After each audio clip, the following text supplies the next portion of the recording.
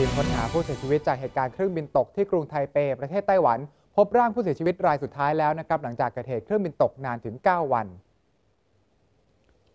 ทีมค้นหาพบร่างผู้โดยสารที่สูญหายจากเหตุการณ์เครื่องบินของสายการบิน Trans-Asia Airlines เที่ยวบินที่ GE 235 ตกที่กรุงไทเปของไต้หวันเมื่อวันที่ 4 กุมภาพันธ์ที่ผ่านมา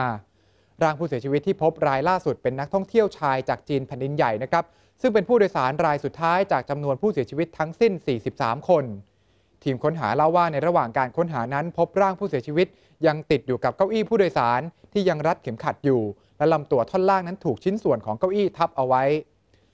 สำหรับอุบัติเหตุที่เกิดขึ้นกับสายการบิน Trans-Asia Airlines ลำนี้ซึ่งมีผู้โดยสารและลูกเรือบนเครื่องรวมทั้งสิ้น 58 คนมีคนรอดชีวิตมาได้ 15 คนและอีก 43 คนเสียชีวิต